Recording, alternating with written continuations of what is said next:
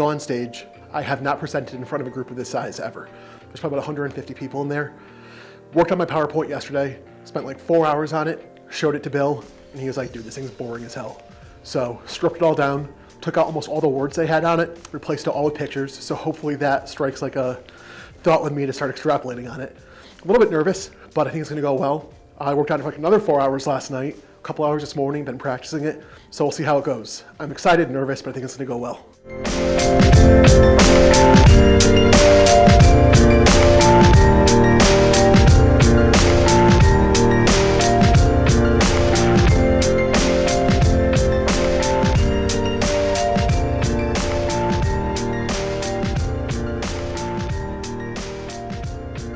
Okay, I want more energy because if Blaze comes up here and starts talking about money and numbers and data, and you guys start going to sleep, but I'll tell you right now, if you pay attention for the next 2 hours, this has the ability to change your business and your entire life forever.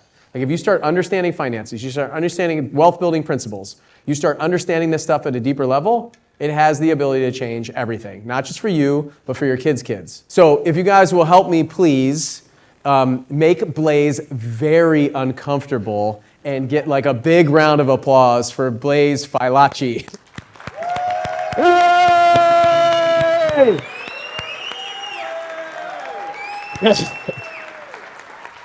All right, so, that's really loud. All right, so we're gonna talk about finances today. I'm gonna try to keep this at a fairly low level. So for some of you guys, this might be redundant.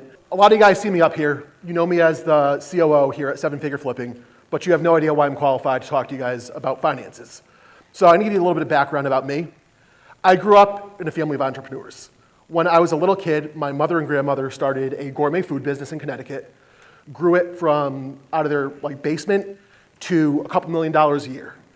Crazy fast trajectory on it, got investors on it, growing. They had about 100 employees.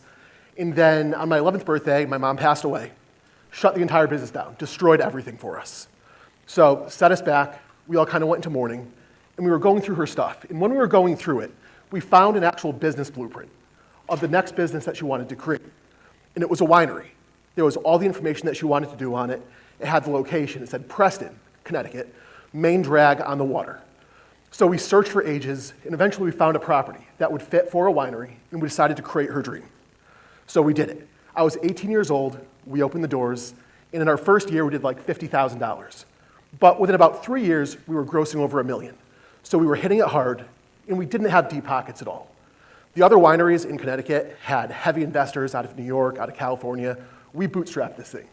So to be able to do that and to compete with people with a heck of a lot more money and a lot more experience, we had to do two things really well. We had to identify the trends that were allowing people to succeed, and we had to have our numbers dialed in. So my grandparents were not financially literate. They were visionaries, they were workers, but they weren't numbers people. So that fell onto me. I started at college. I got through it, but I really didn't learn that much. I learned a lot more talking to people and just trial and error. So we were able to really tighten our margins, and within about a couple more years, we were netting over $1 million a year out of this company. We had about 20 employees, growing really well. So after that, in 2016, my grandmother passed away, and she was the visionary behind this company. It caused kind of a rift with my grandfather and I decided it was probably best for me to step away from the company as well. So I found somebody that I thought could fill my position, stepped away, and for the next year and a half, I did consulting. I was working for about 20 to 25 different bars, restaurants, and nightclubs in New England. And during that time, out of a book of business of about $125 million, I increased their bottom line by $20 million. So numbers were my thing. I would go into these companies, see where they were spending, cut spending in certain areas, do a lot of cross-training, and just make sure that everybody knew their numbers. And a lot of people don't. You have people that can generate a business doing $10 million a year and have no idea what the heck they're doing. A lot of it is just having a good product, getting it out there. But when you really tighten that up, there's so much profit. And that all goes into the owner's pockets. So these people effectively had me come in for a year and a half and put $20 million in their pockets. So instead of continuing with that, my grandfather called me. He wanted to get out of the winery business. It had gone down since I left. So I said, okay, came back, came in as the CEO, righted the ship in about 6 months. Over the next 6 months, we had our best 2 quarters ever. And then I positioned it to sell. We sold it. We did about 5 times net profits on that. He was thrilled. I stepped away, and I started working for Bill a little bit after that. So it's been awesome working with Bill, helping here, trying to figure out our bottom line, our numbers, our financials, really dialing that in. And then at the same time, Bill and I have been doing private consultations for businesses. And in that amount of time, we found probably $10 or $15 million in money that's just sitting there for them to take. 16.2 just for one client. That one, yeah. So we're good at this. This is what I do. This is my specialty. I don't usually speak in front of people. I like to be in the closet behind everybody, just making the numbers come together. But for today, I thought I would give it a try. So now that you guys know who I am, let's get a little bit more into this. Numbers don't lie unless you lie about them. This is kind of how I live my life. So accuracy is the most important thing ever when it comes to your numbers. If you have true numbers, they tell you a story. They tell the story of your business. They tell you the story of what's working, what's not working, why it's not working. So when you have accurate numbers, that story becomes nonfiction. It's something that you could tell, you could see, you could read, and you could share. The second your accuracy drops, you're talking in fiction, and it doesn't serve anybody. So if you get nothing else from this, make sure the numbers that you're reporting are the actual numbers that are existing in the real world. So to help with this, automation. Whenever possible, automate. When you take out the human element, you reduce a lot of margin for error. So if you have systems that are reporting directly to your accounting, the odds of you making that mistake go down dramatically. The odds of your numbers being accurate go up tremendously. So to do that, I love QuickBooks. You could always operate a business out of Excel. And for my first 6 years at the winery, that's all I used. I was cheap as heck, didn't want to get into this. After I did, it was like a no-brainer. You could pull reports with this, and I'm sure a lot of you guys have it, so I'm just saying it again. But the reporting ability is so huge. When Bill and I go to do one of our consultations, the first thing that I ask for is passwords to their QuickBooks. Because I can get in there, I can see everything. I can create that story, and I know what's happening in there. I could go line item by line item, and if you're reporting it correctly, and you're not batch reporting, you're not putting all of your sales as one lump sum, you're not putting all of your operating expenses as one lump sum, you could really get nitty gritty. You could look month over month, quarter over quarter, see where spending is increasing, seeing where profits are decreasing, and you could start to forecast, you could start to think creatively, and know what's happening in here. So when it comes time to review what's happening, this is how I like to talk about it. Every week you should be looking at your numbers, pulling a report, seeing where you are. Every month you should be discussing these numbers with your team, with your partners, with the mastermind. Every quarter you should be adjusting your numbers. You should be looking into them, seeing what tweaks you could make based off of a 90-day window to really maximize what's happening and mitigate costs. And then every year you should be reviewing, taking a deep dive, seeing what happened over that course of the year, trying to identify trends, seeing what worked, what didn't work, and why. And the biggest thing is to question everything. If something doesn't make sense, it's probably wrong. If one number looks out of whack, it probably is. So the more frequently you're looking at that and the more intimate you know your numbers, the easier it is to identify when something is not correct in there. So I do a lot of calls for you guys. I'm available for those. I've worked with several of you already. And there's really 6 metrics that I like to look at when I'm doing these.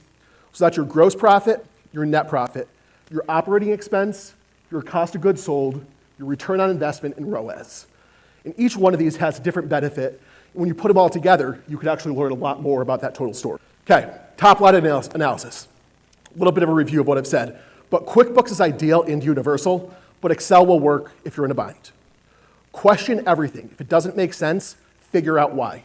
Asking why. Some of you guys have probably heard of like the 7 whys. Ask why. Ask why for that, ask why for that, ask why for that. That's how you get down to your root causes. That's why you see the origination point of why something is not working. And it could be a 1% change or it could be a 10% change to your bottom line if you're identifying why and thinking critically. Identify your revenue funnels. One of my biggest pet peeves when I'm helping people out with this is seeing their income and seeing one number that comes in over the course of a month. It's not saying how they made that money. So when we go to these coaching and consulting businesses, they'll report once a month and say that they made X. I can't tell what they sold to make that. I can't tell what products are working. And the same thing for you guys. If you're flipping, each one of those flips that causes an income stream needs to be in there so you can see it and identify it. Each wholesale that you do needs to be in there so you can identify it. Any residual income from short-term rentals needs to be in there so you can identify it. And then you can see the frequency that money's coming in, and then you can start to project. You can start to forecast. And when you compare month over month, quarter over quarter, and year over year, you can identify trends. So you know when your season is going to start to become more profitable, when you could scale up sustainably, when it's time to cut back, when it's time to mitigate your costs. So you can use these trends to operate efficiently, and that's a competitive advantage that everybody should be taking advantage of. Getting that story in place where you can identify each of your offerings and how they're performing for you and not putting all those together into one lump sum, it gives you that competitive advantage. You could see what's working and what's not. And a lot of times I've seen in businesses, they have everything lumped together. One of the places that I was consulting had multiple venues, and they were reporting it together. Some of them are doing great, some of them are just bottoming out and costing them money. When you could delineate and see what's working and what's not, then you could make the right changes, invest more in what's making you money, potentially cut out a bunch of costs in an entire company that you don't need to have. Next thing that we want to discuss here are going to be COGS. So for those of you that do or don't know, it's the cost of goods sold. So it's the direct cost of what you're trying to sell here. So who here has an idea of what they think their COGS are in their business? Got it. Just shout them out. Shout them out. Shout out some of the things that you guys have cost of goods. Rehab costs, contractor expenses. Okay, utilities, insurance. Okay, keep throwing them out. Keep throwing them out. System, so software and stuff like that. So I actually love those answers. It kind of validates what we're trying to do here today. Some of what you said are COGS. A lot of what you said are not COGS. A lot of what you're talking about was OpEx that we'll get to in a little bit.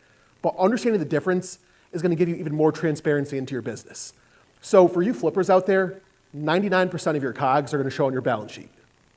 And they pretty much won't be on your P&L ever. So the same kind of analysis that you do to your P&L, you should do to your balance sheet. See what's working in there. See what percentages are going up, what percentages are going down. But very rarely will you see those. So like the purchase price of your house, that was right. Hard money costs could be right. But things like marketing, things like software, subscriptions, education, payroll, none of that should show up on your COGS.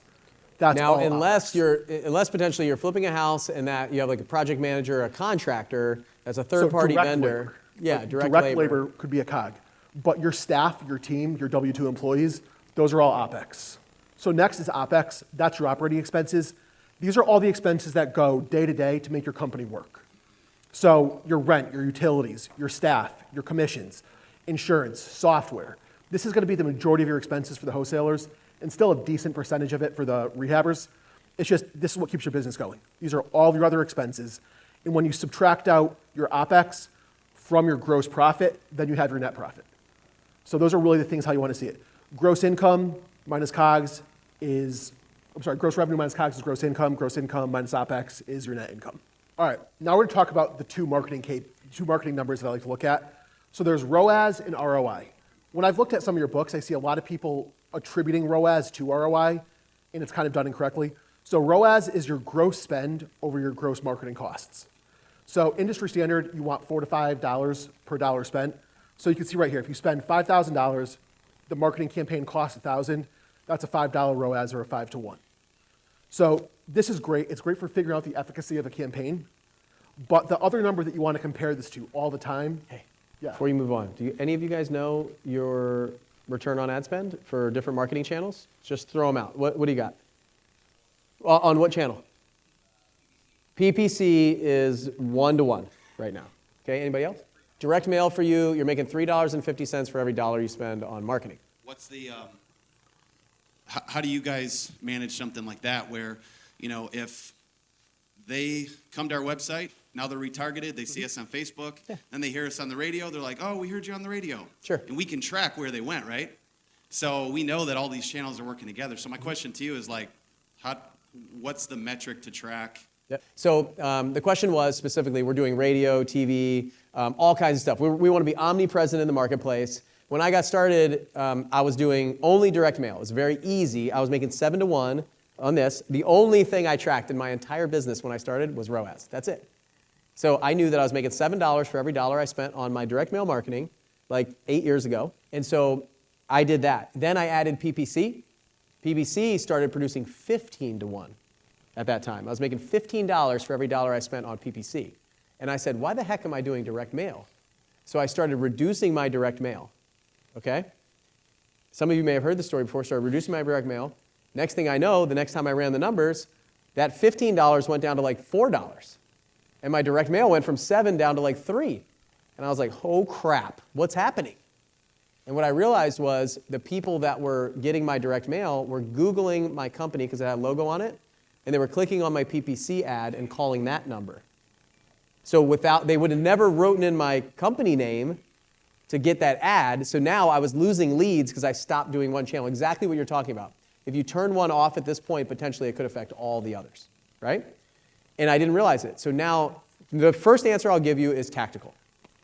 You have to go, I think we have it in here. You have to dig really deep to figure out where they saw you first. Yeah, one more thing on that I just wanted to say. If you have the budget for it, you could just A/B test all of your different channels by tweaking them. Up one by like 25% for 90 days, only that one, and see what that does to your bottom line. So increase TV for 90 days, then drop it back down. Increase radio for 90 days, drop it back down. One last thing on ROAS. The way that it's constructed, you can't really have a negative ROAS. So if your campaign made $0 and you spent $1,000, it's going to show as a 0. So if you're seeing anything as a 0, look at your total ad spend and just count that as a negative. So if you lost $1,000, you lost $1,000. It's not effectively a 0. So the follow-up number to that is ROI. So this is going to test the actual profitability of that campaign, not the efficacy. So instead of looking at your gross divided by your cost of investment, it's your net. We're going to multiply that by 100, and that's going to give you the % return on your investment. So that's ROI versus ROAS in a nutshell. ROI can go negative. It could be less than 100%, which means you're not making a dollar back for your dollar. You can go in the negative. It's costing you actual money and you're losing by doing it. None of this is really focusing on lost opportunity costs either. That's something that we could talk about in a later time. So putting your money into the wrong deals, the cost of your time and your resources versus better opportunities. But I don't want to go too far into that today. So, gave it away. That's all right. We talked about a lot of these. We were going to have you guys throw out some expenses to understand cost of goods versus expenses of investments. So when we're looking at a P&L, these are a lot of different line items that we're going to see on there under OpEx that are not direct revenue generators. So like payroll is, software could be, but like we don't have marketing on here, that's going to be its own classification. But the things like ancillary expenses and investments are going to be like your software, your payroll, vehicles, office expenses, education, food and entertainment, travel. This is really what goes into making your business what it is. And I bring this up because of the next slide. When we look at our business and how well it's doing, we look at the net profit margin. And that's great, and that does tell the story of how your business is doing, but it doesn't really tell how you as an entrepreneur is doing and how well you're doing with this business versus having a normal W-2. So you have your net profit. That's what your company made. But these are all the other things that are involved in what you're benefiting from by owning this company. So this is a case study that I did from a customer back in December. I'm not going to say who it was. By customer, Blaze means member, in Yes. case you're wondering. Okay. Well said. So their gross profit was $430,000. Their net profit was $95,000. They weren't happy about that. They didn't feel super comfortable. So we went over every single line. So they wanted to make, they were like, we should be making more than $95,000 this year. We only made $95,000. So we went through, and this is what we found in there. He was also getting a base salary of $50,000. They spent $5,600 in meals and entertainment, $3,500 worth of his personal vehicle payments, $1,000 in fuel. Home office at $9,500, he worked from home. He was paying his mortgage based out of the company. Office expense was a new refrigerator and stove for his house. The IRS will not watch this video, and we're not saying who this is, but this is just some ideas to some things that we're running, and I'm not saying that these are good ideas for you guys to use. This is what he was doing, okay? He or she was doing. They. So his total Don't be laughing. I know what you guys are doing. Don't be laughing. All this is to say that it's not $95,000. His total compensation for running his own company was effectively $176,000, which is a heck of a lot better. This is not including like masterminds, education, things like that. Like some of that travel was, it's not even including those things. If you think about it, like a lot of that you're writing off against the business, you're doing, nobody can take that from you. Nobody can take from you all the knowledge and things like that. So like that's, and so go ahead. Sorry. Yeah, so effectively his original profit margins were 17%, which isn't ideal. But when you factor all this in, it went up to 32%, which is very healthy. And that's before even taking into account the tax write-offs. So we get it, what, closer to 40% probably? Probably closer to like 40, 45% once you establish all the things that are income that are not income. It's like what my military salary was. All my BAH and meals and things like that, my housing, it was non-taxable. When I went overseas, it was non-taxable. So we really kind of run a effective income. What most of these military members don't understand, they might be making 100 grand, but they're really making like 150. So all this is to say, a lot of you guys are doing a lot better than you actually think you are. So keep that in mind. Like the allure of a safe W-2 doesn't really stack up when you look at all the ancillary benefits that you're getting out here. All right, some quick notes on when to lean out and when to scale. If your business is growing, you're turning a profit, invest into the resources that are either going to give you more time freedom or more revenue generation. Pretty simple. When you're underperforming, identify those areas that have a poor ROI or marketing channels that have a poor ROAS, tweak or delete them. And by this, it could be personnel that are not performing. It could be ad campaigns. It could be software subscriptions. Just look at everything. And when possible, try to identify what value that brings to your company. It sounds like a pain in the butt. Sometimes it is. But the more frequently you do it, the more easily you can do it. And you could really be living in those numbers. So if somebody's not performing, if somebody's costing you money, get rid of them, especially in a down economy. Compare your expenditures to the industry standard. So most businesses have static amounts of money that people spend on different aspects of it. Like in the restaurant industry, you know what your food costs are, you know what your alcohol costs are. In this industry, you know what your marketing costs are, you know what your acquisition costs are, you know what your commissions are. So how do you actually identify that industry standard? Use the mastermind. Like we're all here together, all of you guys are in the same type of a business. Talk about it in your accountability groups. Talk about it on the Facebook page. Communicate, be vulnerable, and be real with your numbers. If you're all coming together and seeing what's working for one company and what's not for another, you're gonna all learn. Like this here is the biggest benefit of being together, is you could all compare. You have somebody that should be willing to tell you what they're doing. Like that's unprecedented in other marketplaces. If everybody's talking about this the same way objectively, then you could have meaningful conversations and you avoid. By the way, the opposite is also true. There are people who think that they're making a lot of money, but they're not. There's a lot of people talking about how much money they're making, but they're not really making a lot of money. And so we have to get real with that. We have to get on the same page and kind of like normalize across there so that we can figure out how to speak the same language and help each other. Because there's some people in here making a ton of money. Some people in here are struggling. Like, you guys have the secret. Like, you understand, you know what you're doing. You're doing something that's working really well for you. So how can we share that across the board? So this is a case study of somebody who was brave enough to share their numbers with us. I'm not going to name names unless they want to volunteer themselves right now, but no pressure. So it's really not that bad, but we noticed a bunch of things on here. So if you're over there, Bill, you want to just like...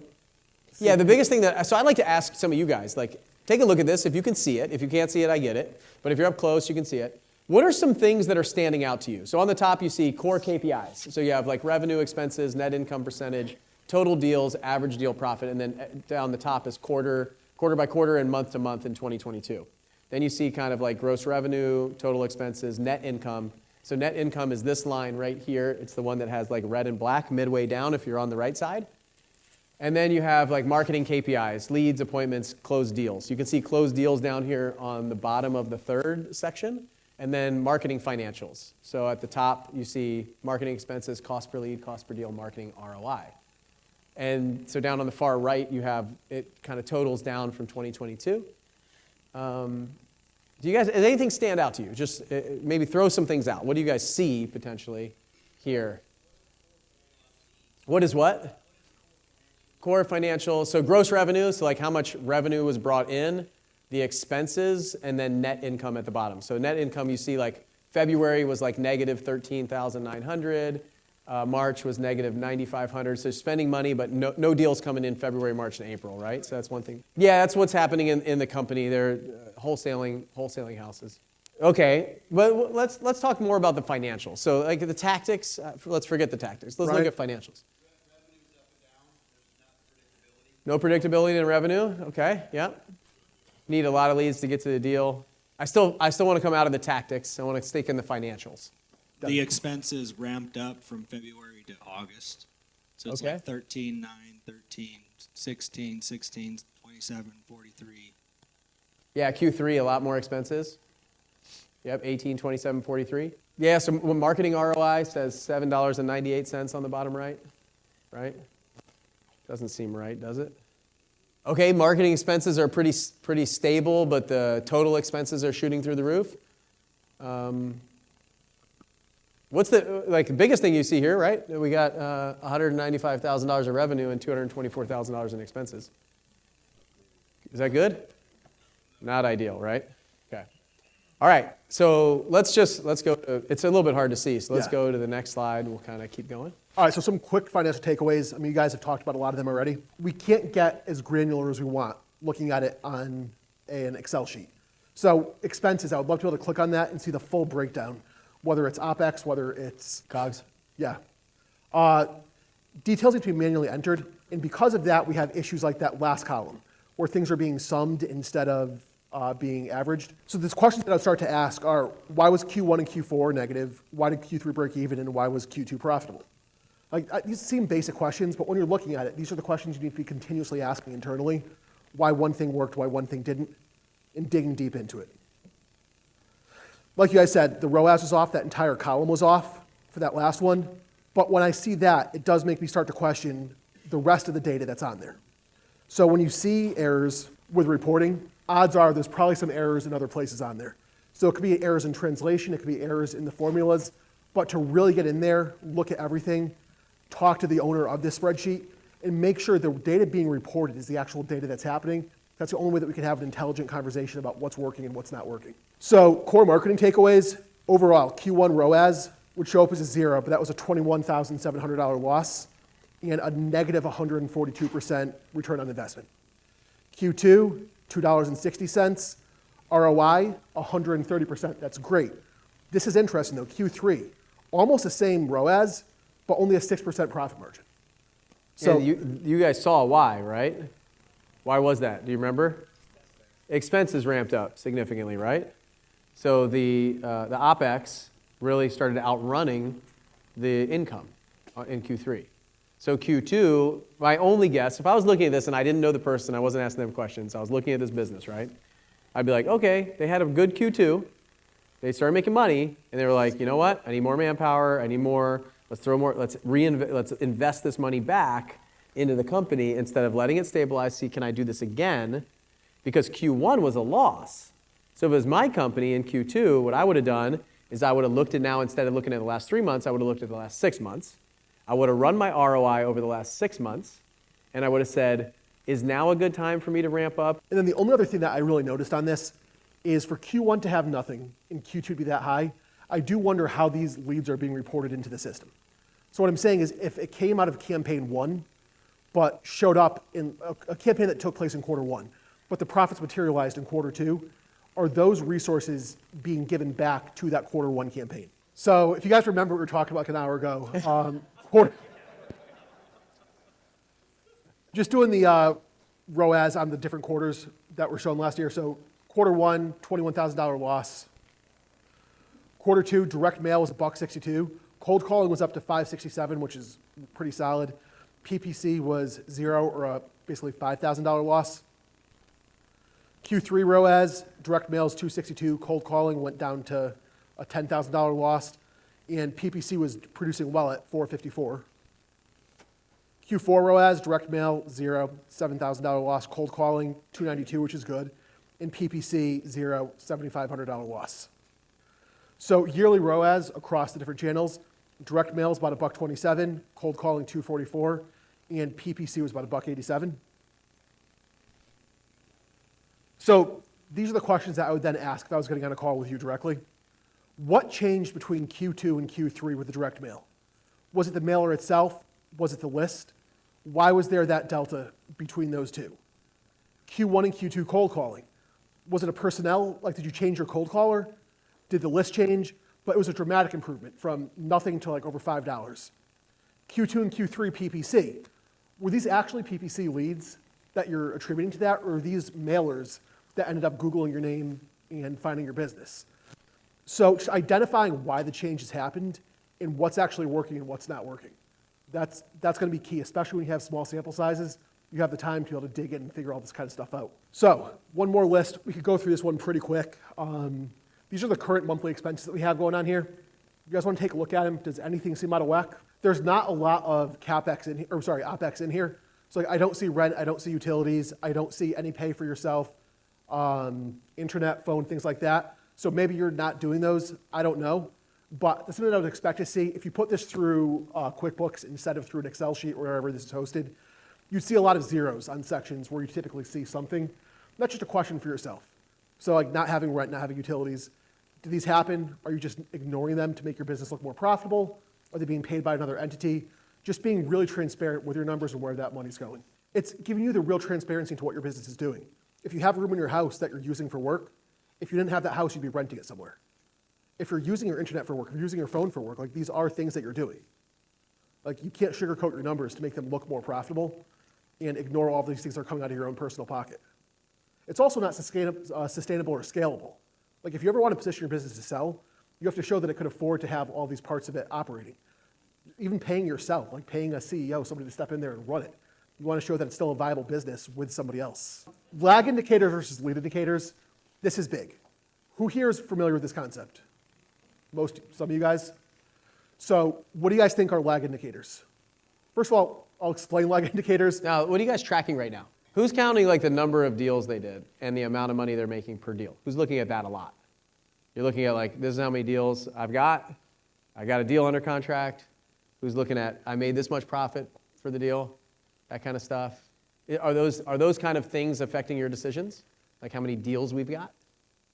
And you're tracking those and watching those and like, man, we haven't gotten a deal this month. We need to spend more or do more marketing or something like that. Yeah? Raise your hand if that's the case. It's okay. Lag indicators are going to be reactive indicators.